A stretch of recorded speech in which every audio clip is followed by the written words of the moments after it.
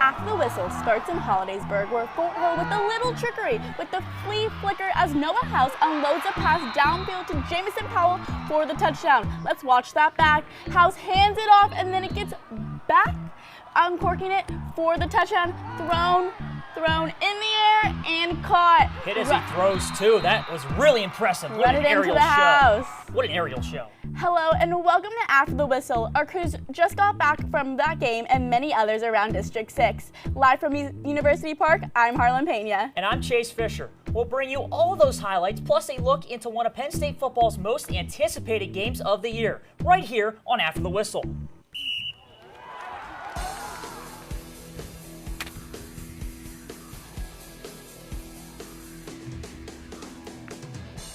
Tonight's game of the week takes us to Phillipsburg, Osceola, where the Mounties are 2-0 at home this year. They hosted a Bellwood-Antis team that has only allowed 14 points over its last 3 games. Mountaineers take the first possession all the way down to the 5 after the opening coin toss, and Colton Chapman bounces off tacklers to find Pater. After Chapman recovers a fumble, he pays it off near the goal line again for his second touchdown to put the Mounties up 14-0 in the second. Some hard-nosed running by the running back. 7 minutes left in the second. The Blue Devils respond with Richie Shoemaker's own punishing run from 2 yards out to get the Blue Devils on the board. In the second half, Bellwood-Antis trying to mount a comeback, down 31-21, and Boffman finds Colin Gibbons for the 19-yard score.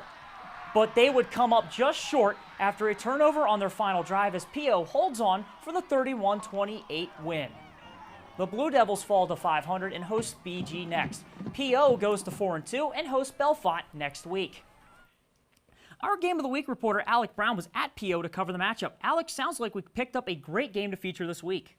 And, well, Chase, we sure did. This matchup was all about the Bellwood-Antis defense against the PO offense, and only one could come out on top.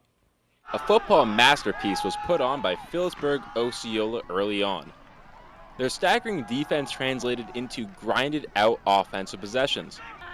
The trenches were a main focal point. The man who benefited from the offensive line was Colton Chapman. And I got to give it to my line. They brought line and my lead backs blocked very well tonight, so give credit for them for the 2 touchdowns. But it wasn't just the line play on the offensive side. The Mountaineers across the game accumulated 4 forced fumbles. One was recovered by none other than Chapman. I knew we had to step up, and when I saw a ball, I had to get it because I knew that was big for us.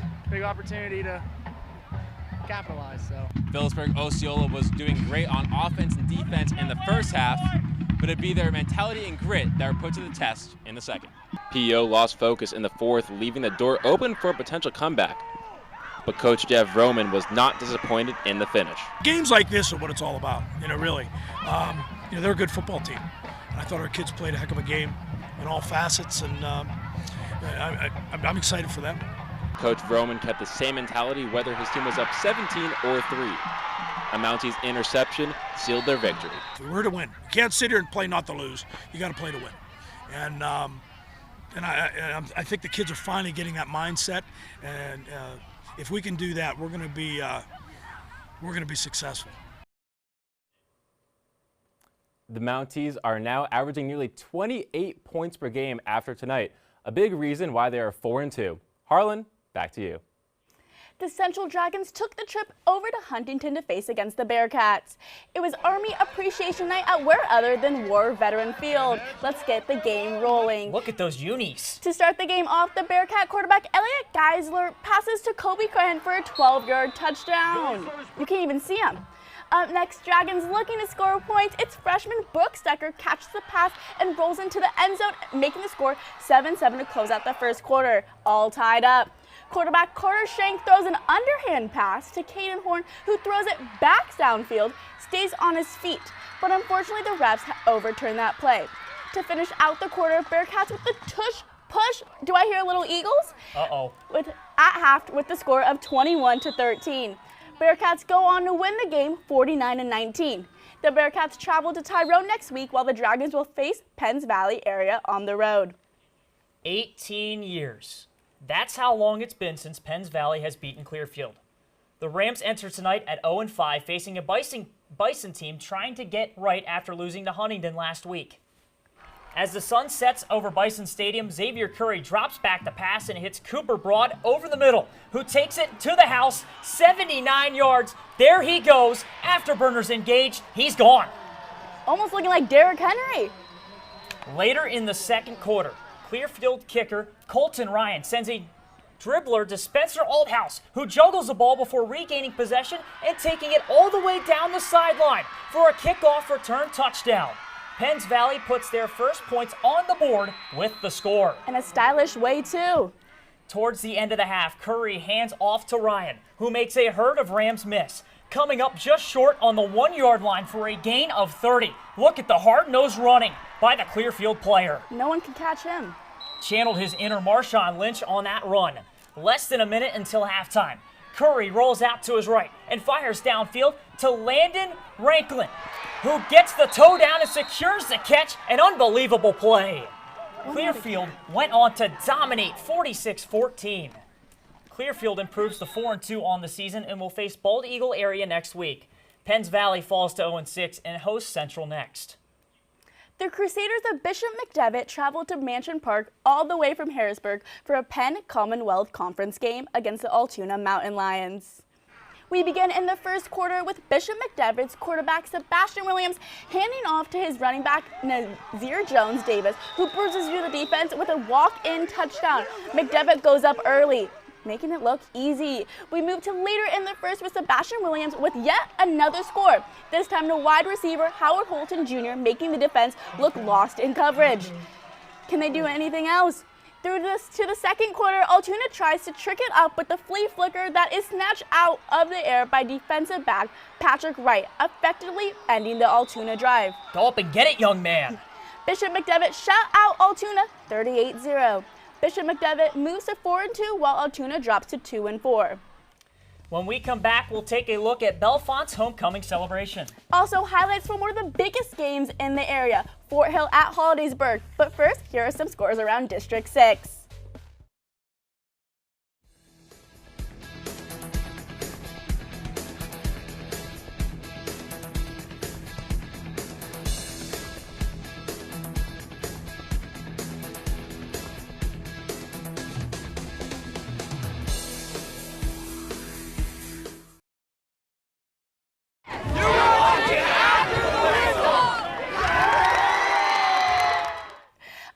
Welcome back from Bellefonte student section as they celebrate homecoming tonight. Interesting the decision to put homecoming on a rivalry that has not always gone their way, Harlan. It's the Curtain Bowl tonight between the Red Raiders and their rival Bald Eagles. Last season, Bellefonte won the bowl for the first time since 2020. Can they make it two in a row? Let's see. The stands were packed for tonight's rivalry game. Let's start early in the first quarter when the snap goes over Alton Howell's head and rolls out of the end zone for a Bald Eagles safety. Oh no. What a way to start. After hitting a chip shot field goal, Bald Eagle would go up 5-0 in the first. Sounds like a baseball score. Bellefonte's Alton Howell connects with Landon Lidgilly for a 21-yard gain. That would set up a 5-yard touchdown run with Caven Smithkirk to put them up 7-5 with 8:17 left in the half. With only 7 seconds left, Grady Fisher delivers it to the end zone to Bo Taylor after a 2-point conversion. Bald Eagle goes up at the half 13-7. Bald Eagle would hold on to their lead and beat the Red Raiders 19-14. With tonight's victory, Bald Eagle moves to 3-3 and Bellefonte falls to 2-4. At halftime, we caught up with the homecoming king and queen. This week, it brings so many people. Our student section is extremely packed. Our cheerleaders are loud. Our band is screaming. We have so many people here, all for one cause. It's awesome. The Junita Valley Hornets have been buzzing to a 4-1 start to their season, and tonight they face Moshannon Valley. The Hornets enjoy youth night with their junior cheerleaders, starting that spirit from a very young age.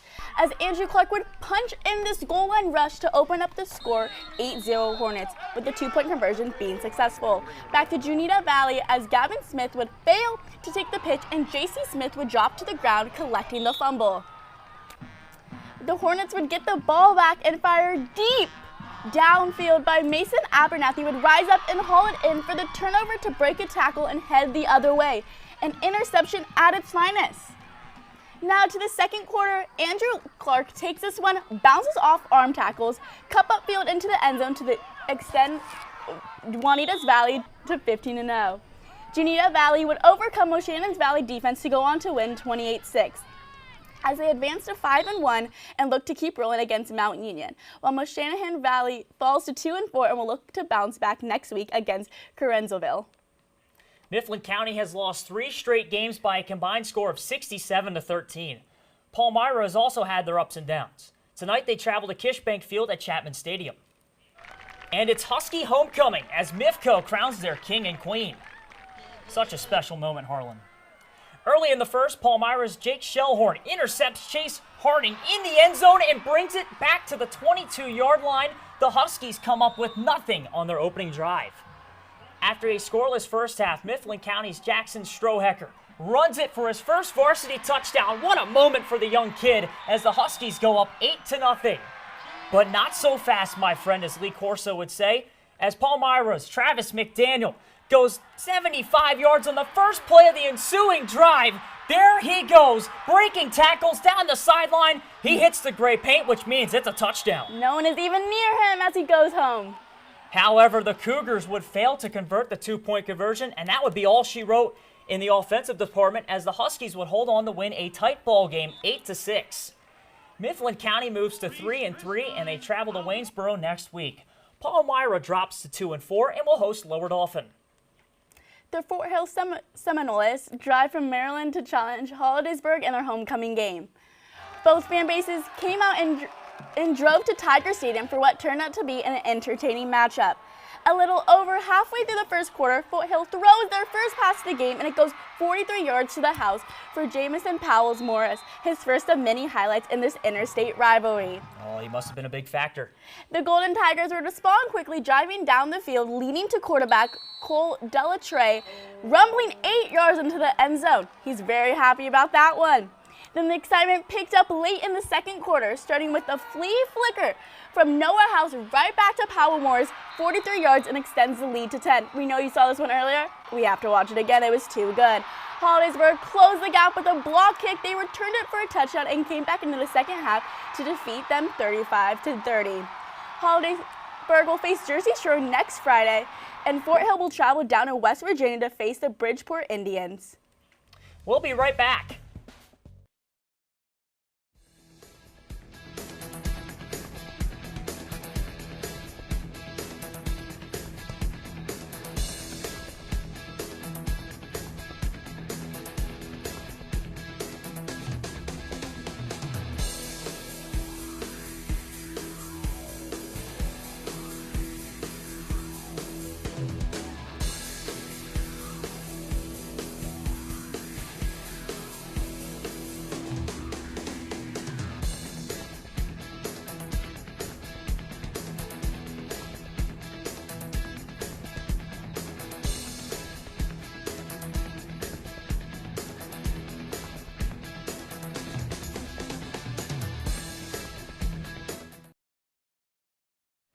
Chase, there was a ton of great plays around District 6 this week. You're right, Harlan. But first, our reporter Cassie Vaselis is in Ireland as the Pittsburgh Steelers get set to take on the Minnesota Vikings on Sunday. Cassie. Thanks, guys. Yes, I am here in Dublin, Ireland, as the Minnesota Vikings will face the Pittsburgh Steelers on Sunday in Croke Park for the NFL's first ever regular season game here in Ireland. Behind me is the NFL fan experience, where a ton of fans are kicking field goals. This is in the Dublin Castle. Then to my right, there is a Super Bowl gallery with all of the Super Bowl rings, as well as the Vince Lombardi Trophy. Another event around Dublin is that each team has a bar where their fans can enjoy their time. There are many different players who are involved in this historic game, and there are some Penn Staters in that list. From the Steelers, there is Pat Fryermuth and Joey Porter Jr., while the Vikings have Will Fries and Kobe King. Not only are there Penn Staters on the field, but I even found one in Dublin who was kind enough to share her whiteout prediction with me. I think it's going to be close, but I think Penn State's definitely going to win. Home field advantage. I'm going like 21-18 Penn State, for sure. Be sure to tune into the game on Sunday at 9:30 a.m. Eastern Time. It's a big week for football in the state of Pennsylvania, especially here in State College. The anticipation for Penn State's whiteout game against Oregon has been 62 years in the making. The Ducks are set to visit Happy Valley for the first time since 1964, and fans have flooded State College for the 18th annual Whiteout. Fans can enjoy ESPN's College Game Day, which is their college football pregame show, on the lawn of Old Main from 9 a.m. to noon tomorrow. Local businesses are stocked and prepared for the heavy foot traffic as fans get ready for kickoff just outside of Beaver Stadium. Students have been camping out all week in anticipation for tomorrow's top 10 matchup. Penn State football welcomes in the Oregon Ducks this weekend for a top 10 matchup. Fans eagerly await kickoff in the biggest game of the season so far. Our reporter Max Malik has more about the game. Thanks, Harlan. Outside of the Whiteout Week festivities, there are still some questions surrounding the Penn State football team, particularly with the offense. Penn State's offense outperformed its non-conference competition in the first 3 games, but compared to Oregon's first 3, the Nittany Lions have scored 4 fewer touchdowns and 30 fewer points. Much of the blame is landing on quarterback Drew Aller. Despite the criticism, Coach James Franklin sees growth and maturity. Every single year, he's always lived the position. He's grown a lot. He shared some stories with the team about maybe, his freshman year being on social media, and he's not on social media anymore. Like all that stuff. It's a distraction. Aller has options in the passing game. One of them is sophomore Luke Reynolds, who has made an impact so far this season. He showed flashes of it last year. This spring, he did a great job. But Luke is shown to be a guy that's going to make plays in critical moments. But Aller also needs protection to make plays. This week, the offensive line is facing star linebacker Mateo Uyunglele, who has 3 sacks in 4 games. For Penn State offensive lineman Vega Iuane, Uyunglele isn't the only one he's worried about. We don't prepare for one player. It's focusing on us and what we need to fix and what we saw, the past 3 games. He's a respected player. He's a really good player, but it's all about us going out there and dominating and doing what we need to do. Although there's a lot of pressure on the entire team against the Ducks, a key advantage the Nittany Lions have is the environment. And just the anticipation and the build-up, the students sleeping outside the stadium all week. It's just turned into a special event. And not just in football, really in sports. If you're a sports fan, this is like a bucket list thing that you need to attend. Penn State is converting less than 40% of the time on 3rd down. Improving on 3rd down will be critical for the Nittany Lions to get a win and send their fans home happy. Chase, Harlan, the Nittany Lions are going duck hunting tomorrow night. And we'll see if they're lucky, Max. Harlan, we've seen plenty of action tonight from around District 6, but let's turn it to our Jack Dobbins for our best moments. Thanks, Chase. There has been a ton of great action throughout District 6 today, but here are the top 3 plays of the night. We lead off in Clearfield as Colton Ryan boots the wrong half of the ball for an unintentional squib right to Spencer Althouse of Penns Valley, who reads his teammates' blocks perfectly, blitzing almost the full length of the field down the sideline for the score. Coming in at number 2, Noah House and Braylon Younger play hot potato with the football, resulting in a 43-yard score by Jameson Powell Morris for our first but not last flea flicker of the night, as here's the other, as quarterback Parker White dishes it to Mekhi Jackson, who heaves the ball downfield and is intercepted by one of the greatest picks I have ever seen. Shades of OBJ on that snag from Patrick Wright of Bishop McDevitt. Those were our top 3 plays of the night. Back to Harlan and Chase to the desk. That's going to do it for us this week on After the Whistle. For more updates about our show and our coverage of games, follow us on X, Instagram at ATWPSU. I'm Harlan Pena. And I'm Chase Fisher. Tune in next week for more coverage of District 6 football and, of course, Penn State gridiron ball. Right here on After the Whistle.